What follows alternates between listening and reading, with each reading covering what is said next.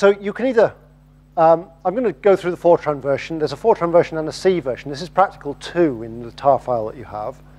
If you look in there, you'll see that there are 4 versions of the code in there. There's version 0, version 1, version 2, and version 3. And those are incremental steps of adding OpenACC and gradually porting the whole application to run on the GPU.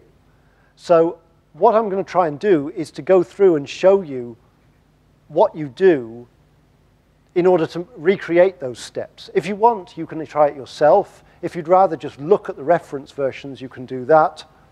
So the code itself is a very simple benchmark. It's a 3D Poisson solver. It's next to nearest neighbor stencil.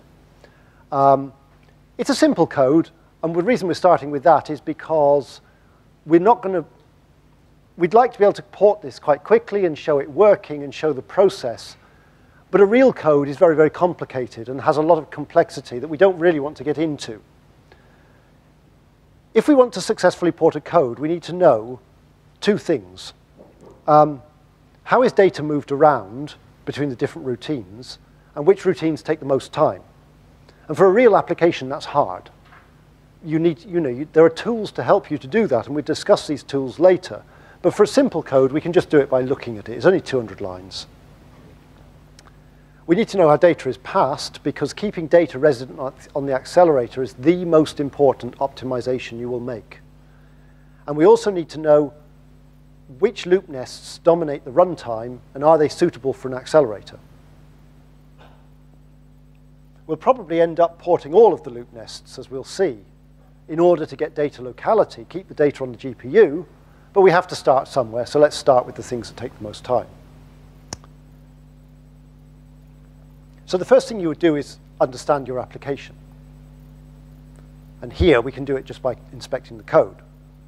Then we start introducing OpenACC kernels. Then we start putting in data regions to minimize data movement. Then we go up the call tree, making the data regions larger and larger and larger, so we get less and less data movement. And only when you've done all of that, only then should you start thinking about performance tuning of kernels. I know it's exciting and everybody likes to make their kernels go faster, but it's not the biggest optimization you're going to make. So how would we start? Well, we could start by just running the code as it is. So the way we would do that is, can everybody read that? So we're in the practical directory. We would first make sure that we source to get the right modules. So if we look at the modules, we get a big list of modules, and at the bottom we see CrayPAT Nvidia 35, which is good, down the bottom here. And we also see the CrayPAT into Lagos, which tells us we're compiling for the right CPU. We're using the Cray compiler, and we're using the most recent one here that's on the system, which is 8.2.1. So those are the important things that you might check straight away. Then we would go into the practical directory, and we can choose whether we're going to use Fortran or C. I'll use Fortran here. So what we would like to do is build the code. We would like to build the original version of the code. We don't want any OpenACC, and we don't want any OpenMP. So those will build the code. The make file is translating those options into the flags that you see. So the flags that you see here are no OpenMP, no OpenACC. That's just number of threads per block. Don't worry about that. Give me some feedback from the compiler. And this is to do with the problem size that we're running for the Himeno benchmark. It's a stencil code. You can choose how big the problem size is. So this has created an executable file for me, which is here. The way I run it is I say submit, and then I name the executable file. So it says it's running in this directory, And so if I go to that directory,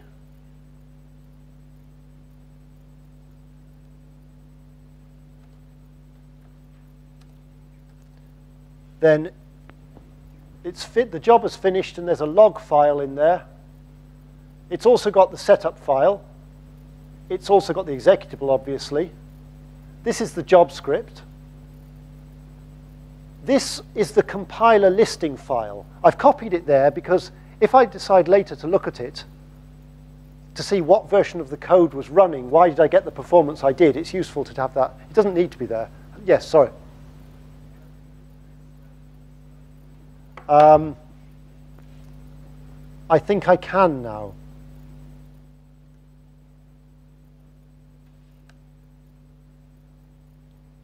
I think I will do.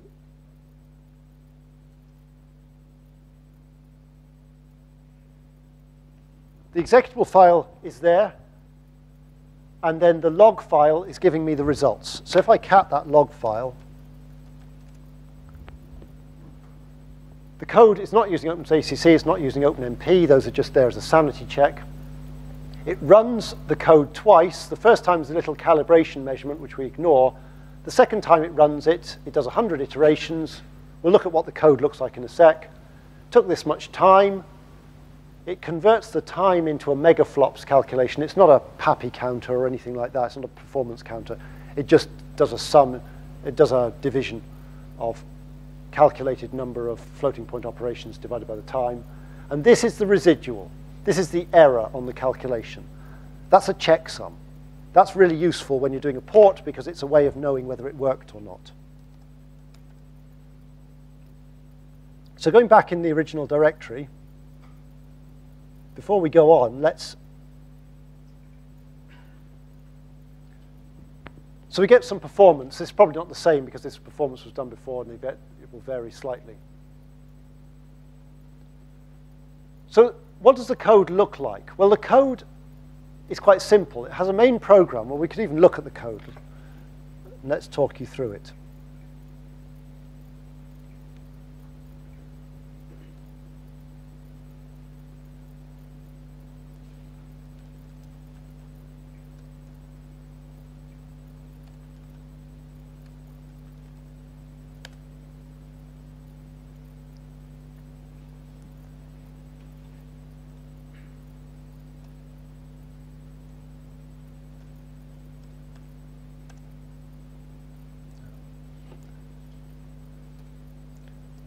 Because I'm using the course directory, of course, none of my module things are set up.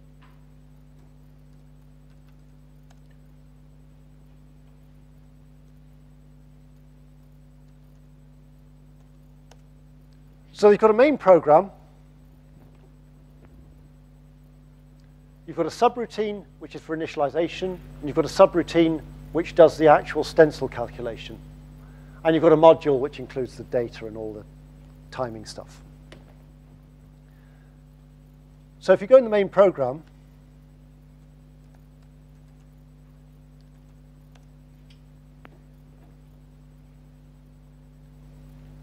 it calls the initialization, writes some stuff, then it does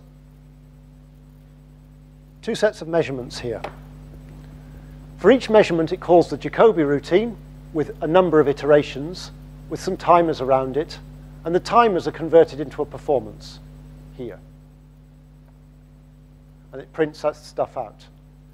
Now, what the code does originally is it does a little calibration run. It sees how long that took, and then it works out how many iterations to do for the second time. Well, we're not going to do it that way because for testing, it's better to have a consistent number of iterations. So we've hardwired that. So then it calls it again, it times how long this takes, and gets a performance figure from that. So that was the main program. If you go into this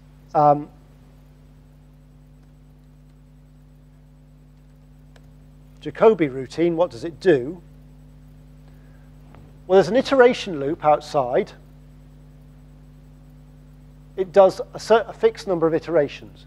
That is not a loop we want to parallelize. That is not a parallelizable loop. It's an iteration loop. There's some OpenMP in the code, which we're not talking about at the moment.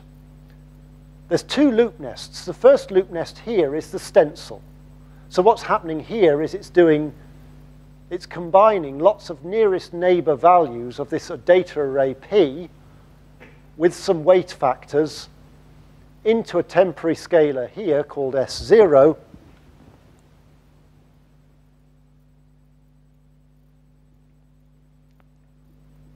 And that value of S0 ends up going into a temporary array here.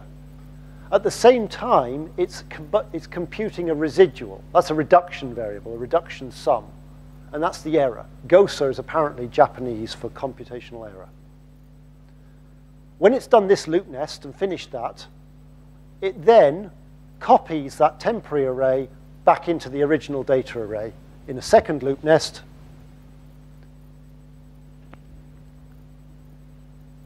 And then it finishes the iteration loop. So it's going to do this 100 times. So what would we do? Well, where's all the time being taken? Well, the time is obviously being taken in this big stencil. You know, we can see that. You could profile the code to prove it, but we could see that. So what we would want to do here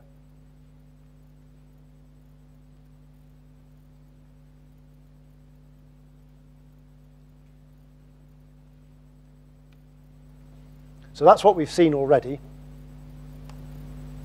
And this is the structure inside. The residual value here is good because we need to check some. We need to make sure that our OpenACC is getting things correct. So how would we start? Well, what we'd do is we'd go in and we would say, parallel loop around this expensive stencil calculation. We need a reduction clause here because this value is being summed up from the values of an array. So we need to say reduction. The other clauses are optional. We don't need to say how the arrays P and whatever and work2 are moving. We don't need to do that because the compiler can do that for us automatically. We don't need to say any of the scalars are private because that happens by default in OpenACC. We can, again, you can go in and do that if you want to. The only thing we'd need to be careful of, if there was an array that was private, it's where you take, where all of the threads, all of the loop iterations are going to be contributing towards a final answer. So in this case, each thread on the GPU is going to do one loop iteration, one value of I and j and k. Some of the operations it can do on its own, and you just have scalars. But this here, indirectly, each value of I and j and k is going to give you a value of SS. But then here, the values are added up together for each loop iteration. So each thread has to make a contribution to that final number. So there does need to be a synchronization to make sure that they don't overwrite each other and that all the values get combined together. And that all the values get combined together in the right way. Basically, when you say the reduction on GOSPN, there is a join of both threads before proceeding to the next iteration. Well, there may not be a join. What might happen is that there's some sort of atomic region, some sort of critical region where it says, when you get to this point, only one thread can go through this bit at a time. And the other threads must wait because I must be careful. If two of them try to add in at the same time, they may end up overwriting each other. So you have to make sure that they come in and don't overwrite each other. Reductions on GPUs are really painful. If you look at the CUDA development kit, there are huge examples of good ways to do a reduction. You know, to sum up all the values in a way that you get the consistent answer and you do it with getting good performance on a GPU. The advantage in OpenACC is that the compiler does that for you. But you do need to say, this variable is going to have contributions from everybody, so you should make sure that they're all handled correctly and you don't lose any. If you didn't say this was a reduction variable, you would end up with wrong answers because it wouldn't put these special guards in to make sure that you didn't overwrite values.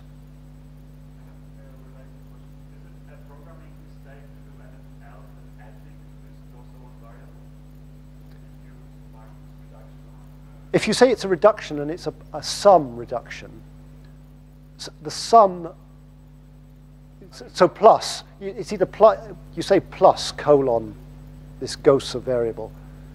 You can do addition and you can do subtraction. You shouldn't do multiplication. The reason is because if it's an addition operation, it knows that at the start you start with 0 and then you add values on or subtract values off. Whereas if it was a multiplication that you were doing, they should all start with the value 1. If they start with 0 and you multiply onto 0, you still have 0. So the initial value should be 1. So it's telling the compiler about the initial values and what to do at the end when it finishes and it collects all of the intermediate results together. How should they be combined? So yes, if you say the wrong type of reduction variable, you will get the wrong answer, and that's a programmer error.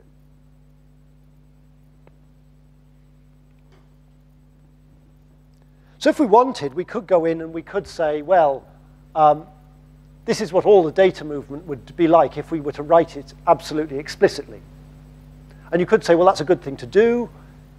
Well, it's extra work. My advice would be to only do it if you need to do it, if the compiler gets it wrong. The reason here is that actually we're going to lose all of these very quickly because we're going to start putting data regions in. So if you do it all now, you'll do a lot of work that you'll lose later on. So I would only start putting them in explicitly when you're working with data regions, if that's what's going to happen in your code. So if we wanted to do that, what would we do? Well, if you take, let's say, take a copy of this file, and you would need to edit the lines and put in the parallel loop reduction and then the end parallel loop going around that stencil loop nest. So do you want me to type that out, or do you want me to just show you the result? Deafening silence. Well, anyway, these are the commands. What I've done here is, why not make a copy of this original file, so we've kept the original. You'd change these lines in this way. You'd build this new version, ACC, yes please. OMP, no, is automatic. That's the default. Compiler feedback is really important. Did the compiler recognize OpenACC? What data movements was it going to do?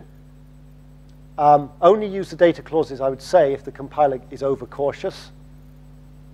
The first optimization is to remove unnecessary data movements. How did it divide the loop iterations across the compiler? So this is a very busy slide. If you look at the file that's generated from this, what you'll see is it's a listing of the code, including the directives that we added, with line numbers down the side, but there's also some stuff gone in there. It's not a compilable version of the code. It's no longer a Fortran source code, but it's put in this information. So this information is telling you about these loop nests. Outside, we've got a scalar loop, an iteration loop that's running all the way down here, not shown.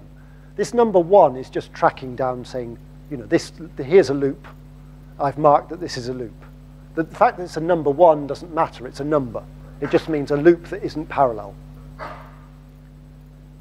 Then, here, this has become an accelerator kernel. How do we know that? Because a big G has appeared here, going all the way down there. That's told us it's generated an accelerator kernel. That's a good thing. Then, if you look, there's 3 loops in the loop nest. The inner loop has got some little G's going with it. The outer loop has got some little G's going with it. The middle loop has just got a number. This is telling us how the code is, how the loop iterations are divided across threads on the GPU. This is, for these purposes, it's not so important now, but when you come to looking at performance tuning, this is crucial to know this information. After the source code with these annotations, you find some messages. So it's saying, there's one of the messages says, a loop starting at line 284 was not vectorized. That's the iteration loop. Of course, there's a recurrence. It's an iteration loop. So it was not vectorized. Well, that's what we would expect. A region between these lines, which are the lines where we added the parallel loop directive, was placed on the accelerator. That corresponds to the big G. A loop at line 295 was partitioned across the thread blocks. If you've done CUDA programming, what's happened is it's taken these K loop iterations and it said each value of K will be done by a separate thread block. So that'll be a set of threads that goes onto one of these vector processors. The I loop, it says, was partitioned across the threads within a thread block. So within that vector processor, it's going to use these vector instructions to work out which values of I. So if you've done any CUDA programming, it's like you're reconstructing an I value for this loop nest from the thread index, and you're reconstructing the K value from the block index. If you've not done CUDA, this is all gibberish, but if you've done CUDA, you'll sort of recognize that. So each thread on the GPU is going to be doing a particular value of I and a particular value of K. The J loop is being redundantly executed. What that means is that each thread, the first thread is going to do I equals 2 and K equals 2, and it's going to do a complete J loop for I equals 2 and K equals 2. The next thread is going to be doing I equals 3 and K equals 2. And the next thread is going to be doing I equals 4 and K equals 2, and so on and so on. But each one does all the J values. So the J loop hasn't been divided up over threads. Why not? Because the compiler is trying to balance up how many threads, more threads is better, but if the threads have no work to do, that's not good either. So it's keeping the J loop complete for each thread so it has enough work to do. So this is a decision that it's making.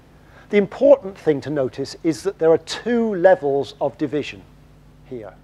Across threads within a thread block, across the threads within a thread block between thread blocks. If you don't see two levels of division, your code is not scheduling well.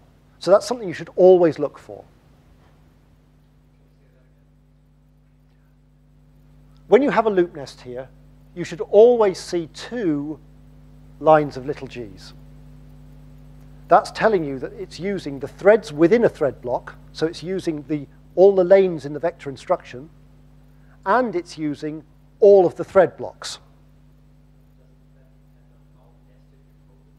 Well, if you had a single level of loop nest, it would divide one loop over both levels.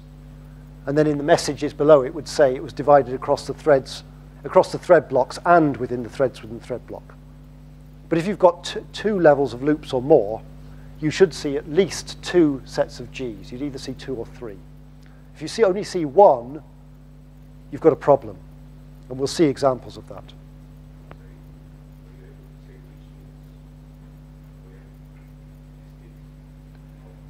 Here it has made a decision on this.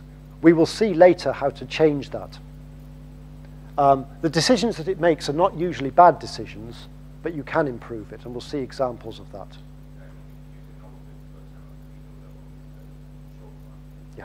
Yeah, that's when it's important to use your knowledge. So these messages, you should look at these messages. There's more messages, and these are to do with data movement. So it's saying here, another message. Each message has a little code. If you type explain that code, you can get some more information. It's saying allocate memory and copy whole array P to the accelerator at line 292 and free that memory at line 319. This is like a copy in, it's telling you. So it's telling you what data movements it's chosen to make. P is used in a read-only fashion, just what we'd want.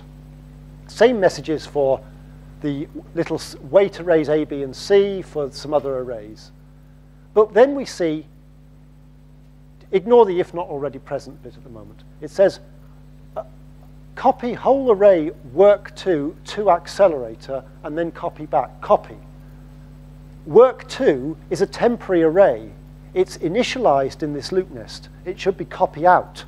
It shouldn't be copied in at the start. It should only be copied out at the end.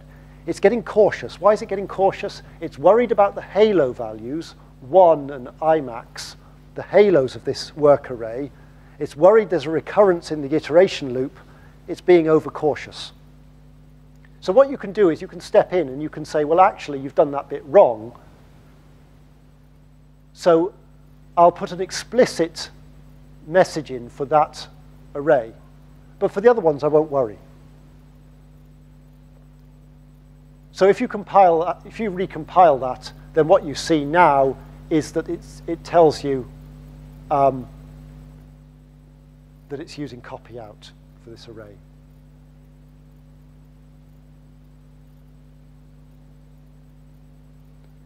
So we could run this code. I don't think there's enough time. So if you run this code, compile and run it, the time is about the same. It doesn't change very much. It's gone up slightly because we've stopped some of the data movement. But you should always check this residual, and you should check the value is right every stage. Then you catch your OpenACC problems early on. If there isn't a correctness check in your code, put one in. If you can make it double precision, even better. Why is this slower? Well, there's different ways we could do this.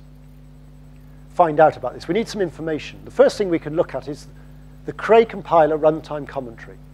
If you go into the job script and you look at the job script, you'll see that there's a line in there which says export CrayACC debug equals 2, an environment variable, which is commented out. If you uncomment that and you resubmit the job, and for convenience there's a script there to just resubmit the job, you've got a practical session to do all of this, then rerun it. What happens? You see a load of messages like this, which looks like overload, but there's a lot of useful information. What you're seeing is for each loop iteration, you see a string of messages like this. At line 292 in the code, it will transfer 10 items. So it tells you which arrays it's transferring by name. That's really good. It tells you how many bytes are being transferred. That's useful as well, especially if you're trying to only transfer a small amount of an array. We'll see how later. But the answer is wrong. You can check exactly how many bytes were sent, and you can check that that's the right number of array elements. These ones here are compiler internal stuff. There's not much, you don't have any control over those.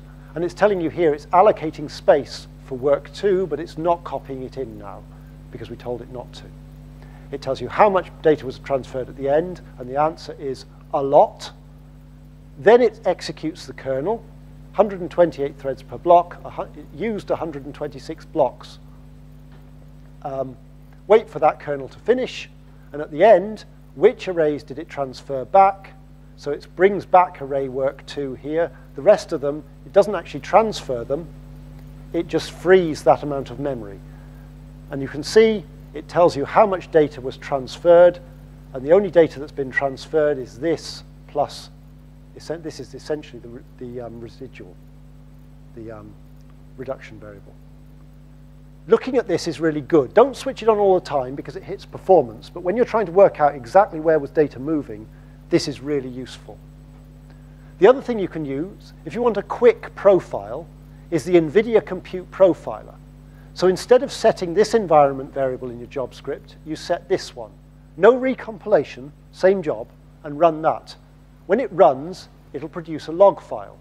If you look at that log file, there's a header, and then for every iteration, you see a line where it tells you what it was doing, memory copies, host to device, execute a kernel, memory copy device to host. Device is GPU, host is CPU.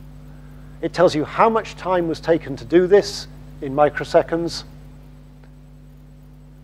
This, again, is good information. And you can already see that the kernel time here is quite small, whereas the data time is really large. So again, that's telling you on a time basis that you're spending a lot of time on data movement. It's not great because, there's thousands and thousands of these lines. It doesn't give you a view of the whole application. So what you can do instead is you can use CrayPAT, which is a profiling tool that Cray provides, that can profile not only CPU codes, but GPU codes as well. So I'll make this PDF, well, the instructions are there. I can make this PDF available with the script before the practical. You load the perf tools module, you build your code. There's an extra step, which is where you go in and you have to do what's called instrumenting the code. You have to tell it what to measure. What I'm basically doing here is I say you want to trace the code. It can trace the code or sample the code. If you've not used profilers before, it's different ways of gathering information about how the code runs. I'm using the -W option to just look at what's happening on the accelerator. You submit, this creates a new executable, which includes this extra tracing information. You run that executable, and when it completes, there's a file that's called Himeno_v99.x plus pat plus blah, blah, blah, blah, blah, blah, blah, blah, blah, blah, blah, blah, dot .xf. And this contains all of the information that was gathered when the code ran. If you run the pat report command on this, it produces a summary of this, and it looks something like this. There's various tables in this text summary. So table 1 is telling you that what was run and how long did it take. So the user code, what was in that? There was a main program that was run once, and it took 8% of the time. And then within the Jacobi routine, there were some data movements. There was some at line 292, there was some at line 319.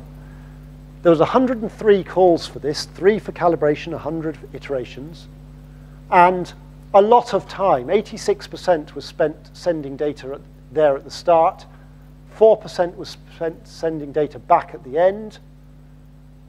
Sync wait, what does that mean? This is how long the kernel took to run.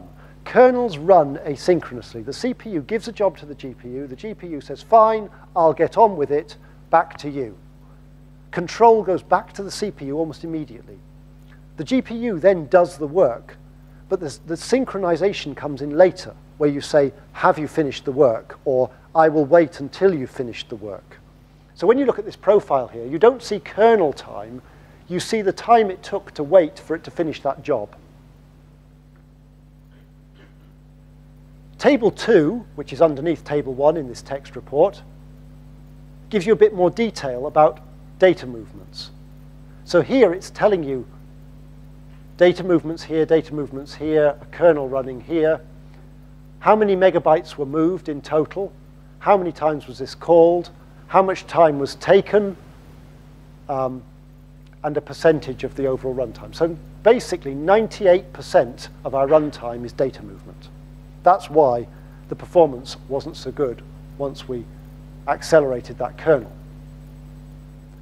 Well, all that data's moving around. Every iteration, we've got all that data moving. We need to put in a data region. So what do? We go in and we say, well, we only really want to move this data once and not every iteration. So our data region goes outside the iteration loop.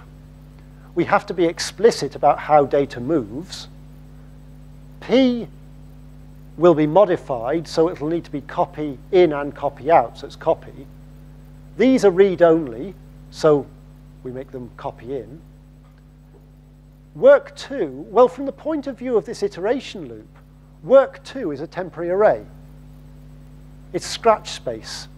It's initialized here, and then it's copied back into the data array here, and then we start again. So we say it's create. No data movement at all. This is as before, this loop nest, except we'll get rid of any data clauses that we added in here, we get rid of. But there was a second loop nest here, and now this loop nest has to be on the GPU again. We have to do this work on the GPU, because that's where the data is. So even though this loop nest took no time to run, it's still got to be accelerated. So we can say parallel loop. Because it's inside the data region, all the data movement will be taken care of. But this shows you that you will end up porting a lot more of your code to the GPU than you think, because you want to make sure you keep the data on the GPU. And this is where OpenACC is good, because accelerating simple loop nests like this that take no time to run is done with a single directive. You don't have to write a CUDA kernel to do that. Yes, it would be quite a simple CUDA kernel, but you've still got to have block IDX and thread IDX and blah, blah, blah, blah, blah. OpenACC gets around that. So these are the exact lines that you put in. You get rid of the copy out clause that was on that stencil loop nest. We accelerate the other loop nest. We don't want to profile it at the moment, so unload that, clean, make clean, build the code, submit it. Now the performance has jumped. We were at about 2,000 and now we're at 40,000 because we got rid of that data movement. Why is it going faster? Well, switch on this Cray OpenACC debug line again, rerun the job. Now we see, at the start of the data region, we see data movement, but then for each loop iteration, we'll see in a minute what we see, when the iteration loop finishes, we have one bit of data movement. But for the loop iterations, the only data transfers at the start and end are these internal variables which are to do with the reduction that we can't control. So basically, almost no data is moving now.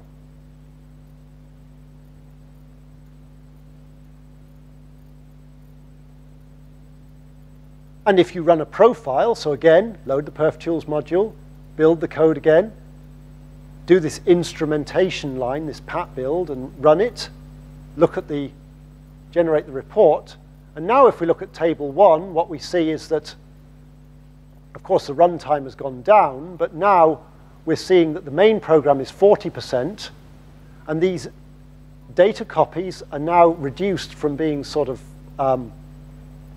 90-odd%, they're down to about the 25% level.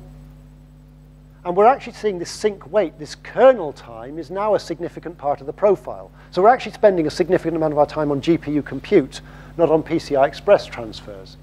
And in table 2, you can see that the amount of data that's moving has come down significantly. And this is looking like a better profile. Now, as I said before, kernels launch asynchronously, so you have a sync wait. Sometimes it might be clearer if you could actually see the time assigned to the kernel rather than to the waits. The way you can do this is using a magic CCE flag, ACC model equals auto async none. You know, it's great, easy to remember this stuff. Luckily, it's in the man page. The make file can put that in for you automatically. You just tell it. You add this line to the make file and run a profile again. And when you look at the profile now, you see that the time is assigned to kernels, the two kernels, the stencil kernel and the copy kernel, rather than to sync waits. It does skew your profile slightly if you compile in this way, but it does give a clearer profile. And again, you see kernel time rather than sync wait. But we are still seeing data movements. Yes? Yes?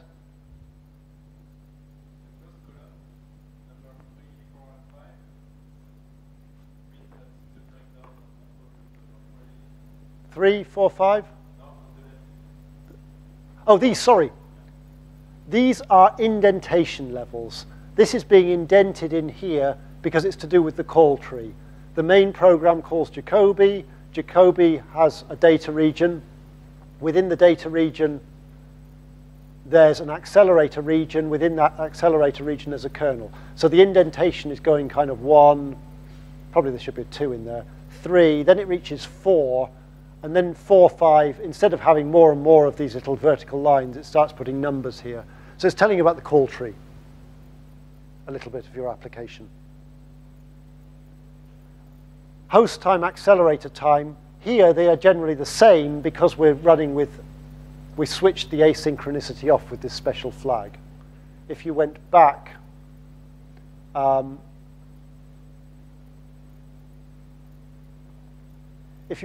you'll see here that you end up with different numbers because the host is doing the waiting, and the accelerator is doing this asynchronously, so it's a very quick launch.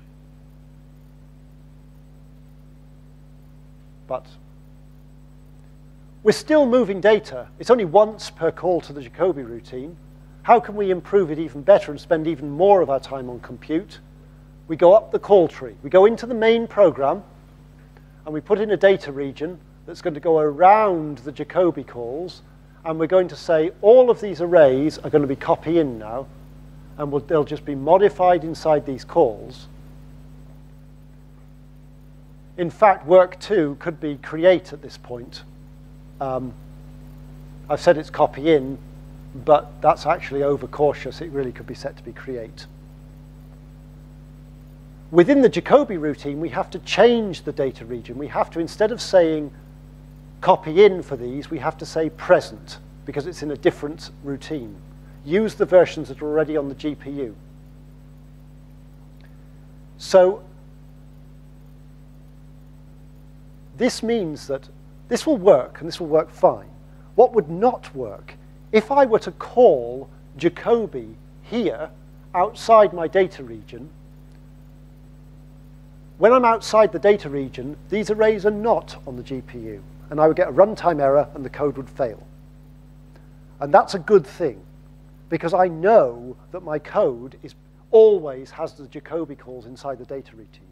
If they were ever outside of the data region, something has gone badly wrong, and I want my code to fail, and not just give me a quiet wrong answer. If there are cases where actually sometimes you really will want to call this outside the data region, instead of saying present here, there's some other clauses which are copy or present, which says if it's there, use it. If it's not, copy it. And we'll talk about those a bit later. Generally, I don't find those very useful. If you understand the call tree of your code, the data regions will usually span all of the calls to a routine, and then present is the safest thing. Yes? I might have mixed up the code by now, but this working too, isn't that the answer basically? No, P, because the first stencil takes P and puts it into work 2. The second loop nest takes work 2 and copies it back into P. So what is create then? It's like copy in? No, create is make space on the accelerator. And what about? And no data movement. So it starts off as empty space. So it's just like a temporary? It's just like a temporary array, yes, yes.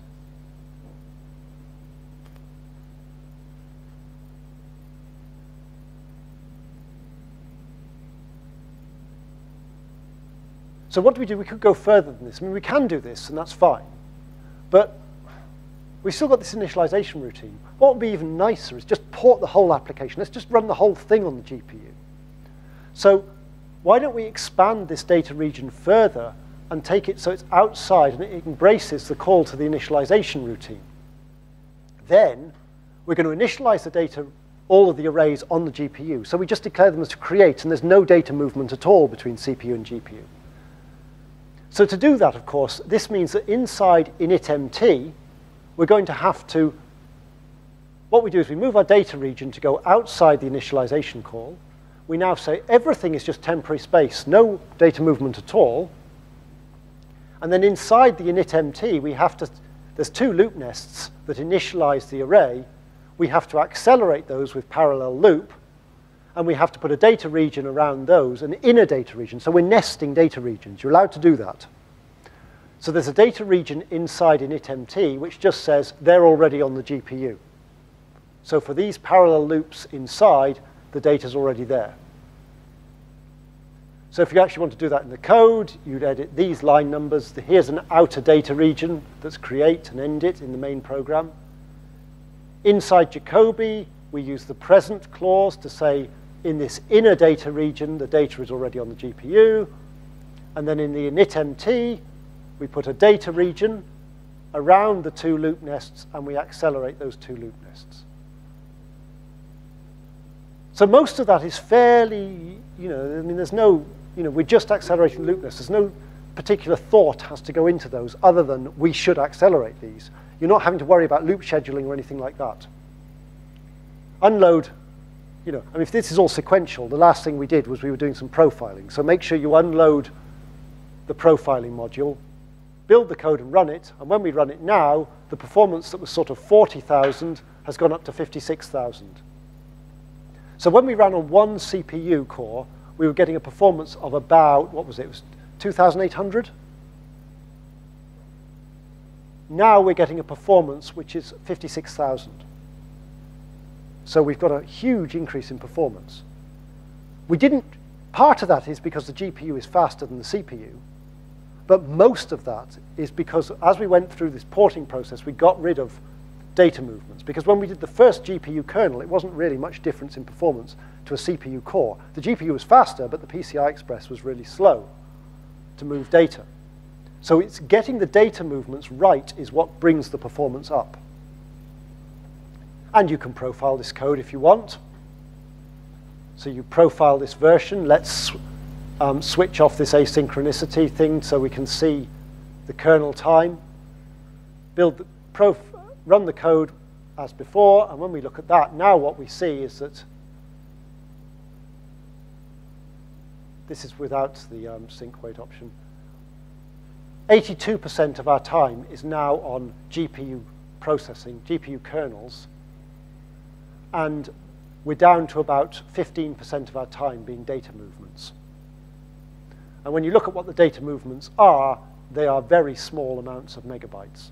These are just single scalars to do with the reduction, which you can't avoid. The remainder, so if you switch on the CrayACC debug environment variable and you run that, what you will see is that you can see exactly what the data transfers are, and it will show you that there are just the compiler internals. Well, it wasn't a very fair comparison, was it, to compare a full GPU to one CPU core?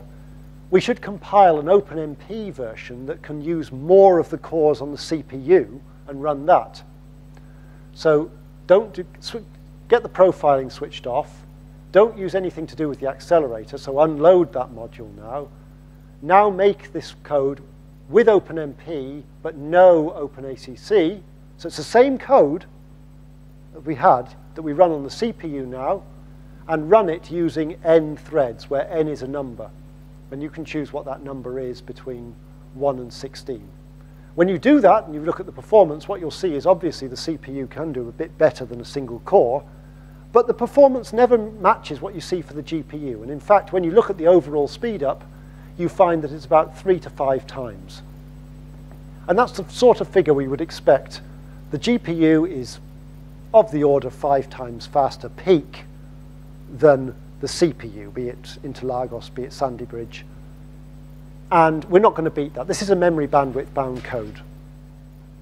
Yes?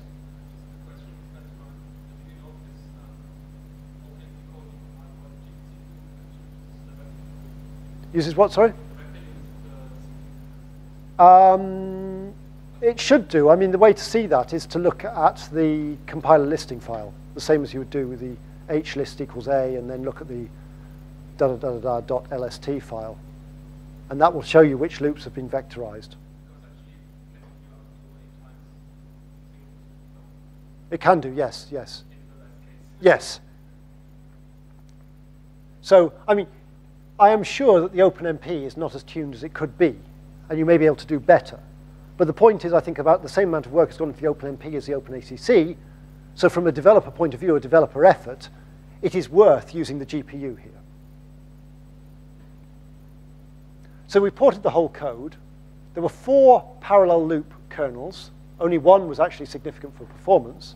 1 outer data region, 2 inner data regions. So that's a total of 7 directives. Profiling frequently showed us what was slowing us down. We checked correctness by looking at that residual. The first optimization is always the data movements. We did look at these kernels. We checked to see how many little g's we saw in that loop mark. Look for sensible. Don't worry about the exact details, but look to see if it's sensible. We got a sort of 20 to 40 times speed up. Depends whether you're on TURDY or DAINT as to which number you'll get there. From looking at data movements. OpenACC makes data movements a lot more easier to handle than CUDA. It's just easier to write it all. But we're going to look later on at tuning the kernel performance. We're never going to see speed-ups like that from performance tuning of OpenACC kernels. Factors of 2 are more likely. So don't waste time on kernel tuning if you've got too much data moving.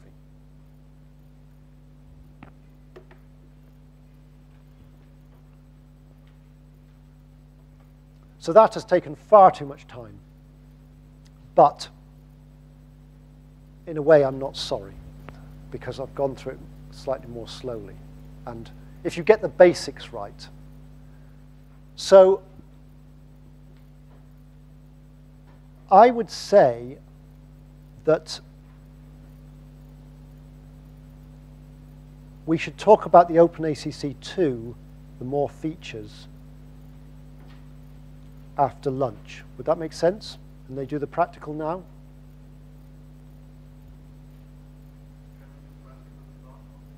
Yes, because the practical is, you've just seen the practical. The practical is for you to go and do that yourself. And it might be better for you to do that now while it's fresh in your mind.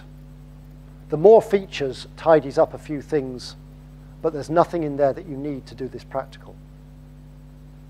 The idea was to schedule the practical before lunch so that it gives you a bit more flexibility. You can avoid the queue by doing a bit more practical, or you can go early.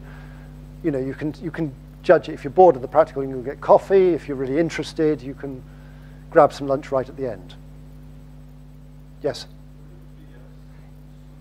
You need this PDF right now, don't you? So why don't I just generate this one now and put it on Turdy, and then they can just pull it off? Is that the best thing to do?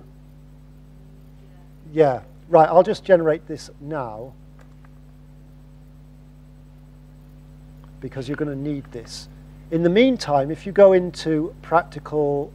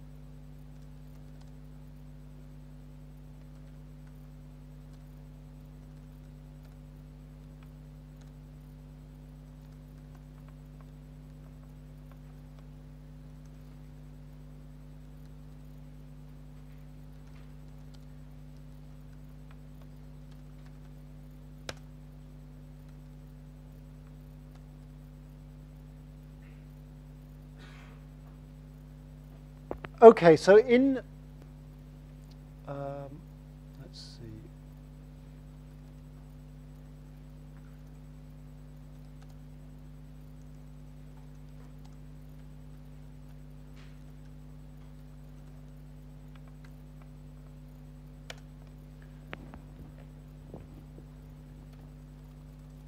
I've put the PDF for those slides here. So from a course directory, you should be able to copy that PDF off and then put it on your laptops. Does that make sense?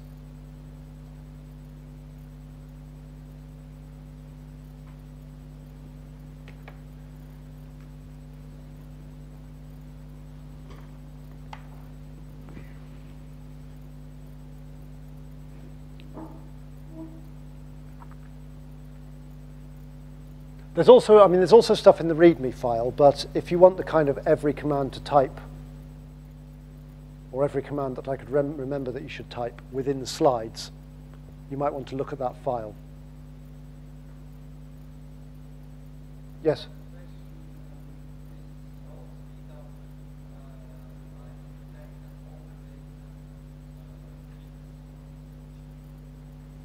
Yes.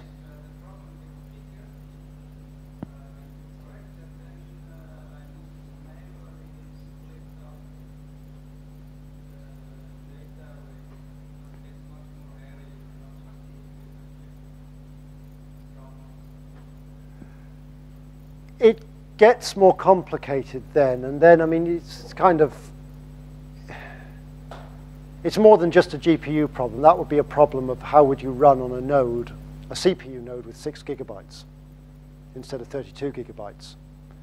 So, you know, I mean, one option is that you say, okay, if I have a parallel code, I'll run with more MPI ranks, so that, you know, the local problem size fits in 6 gigabytes is one way to do it. The other way to do it is, I mean, you can then, you may get to the point where some data movement is needed. I mean, there's different ways you can do it. You could try and, you'd have to reuse data in the GPU memory. And so either you have different data regions and you move some data in and out and do it that way. There are more sophisticated ways to do things. I mean, the trouble is, I mean, you kind of say to yourself, if I really need that much memory, you know, maybe I would be better running just with saying, there is 6 gigabytes, I want to use the GPU. I'll have to use more MPI ranks to do the problem. And that might be the sort of cleanest way to do things. But of course, you know, you pay by the node, so.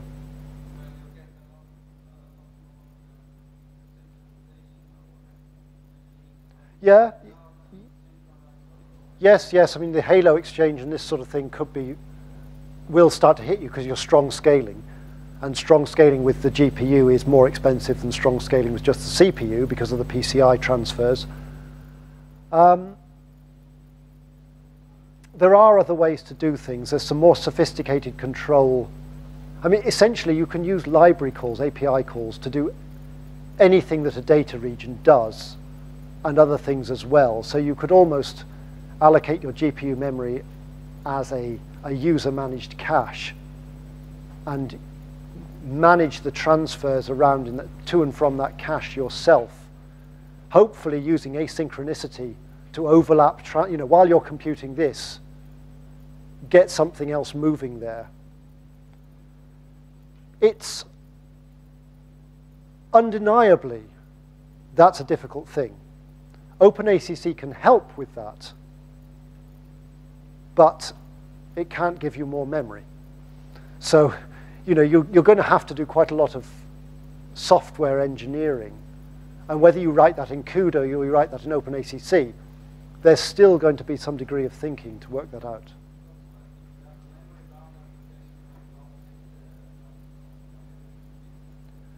Well, the current generation, yes, the current generations of GPUs is 6 gigabytes. I mean, you know, in the future there may be more, but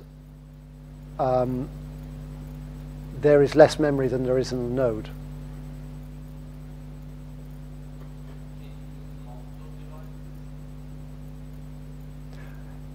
You can use, you mean, well, it depends what you mean. In what's, you can, if you have, say, an MPI code, you know, the message passing type code that would run typically over multiple CPUs, each CPU can talk to its own GPU in that way. But there's not, you can't sort of, I don't think there's an easy way to sort of transparently write in a sort of global shared memory sense, you know, sort of OpenMP or UPC type view of multiple nodes of GPUs and sort of have one memory space for them all. I mean, parallel codes with MPI or Fortran coarrays or whatever that each use a GPU, each node, work very well with, you know, certain performance issues. But there's no kind of transparent way. That means you do need a domain decomposed code.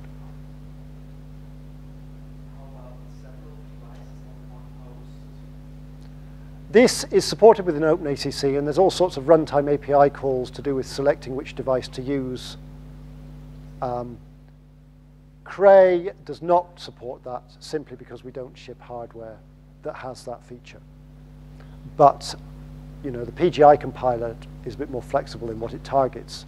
So I think in CAPS, the CAPS compiler, so they kind of implement that. I mean, Cray implements the calls. It's just they kind of return trivially because you can't select any other sort of device. There's a GPU, and there's one GPU per node. So can people read the PDF? Right. So if you want to follow all the stages and do it step by step, line by line, then I would go through the PDF. If you want to skip ahead and just run it and look at what the compiler, look at the list file, see what the performance was, then I would just kind of do make version equals 00, make version equals 01, make version equals 02, and so on, and just run those sequentially. But do that. Maybe try doing a CrayPAT profile. When you've run a job, go and edit the job script and switch on one of those environment variables and get the feedback from that. I mean, a GPU is a bit of a black box, so you know, getting information back is even more important than for the CPU. Sorry, someone had a question. I got distracted. Yeah, so what you want correlated to how we are using the so because we have a batch. Yep.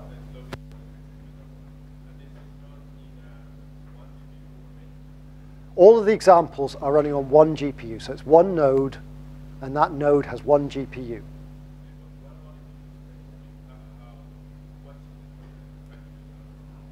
Well, what would change is, I mean, is this an MPI code you're thinking of? So for an MPI code, you have a local problem calculation. So your array dimensions are the local size of the problem, and that's, you know, the global size divided by the number of ranks or something. And then you do, you know, your array operations locally, and then you have Halo exchange or something. You can do all of the OpenACC for the local problem stuff. There's a bit more complication with the Halo exchange, but I'm going to talk about that this afternoon. But when you were doing when one node was doing its local problem, you can do that using its local GPU, and that works fine. Yep. Yep. Yes, I've put that in. This is kind of jumping ahead slightly. This afternoon, we'll talk a little bit about performance tuning. And if you've done any CUDA programming, one of the things that you sometimes vary is the number of threads per block. Vector length is the equivalent of that. I put that clause in because if you want to use the example to do performance tuning, it's already there. But it's not necessary. The default is 128. And not that that really matters.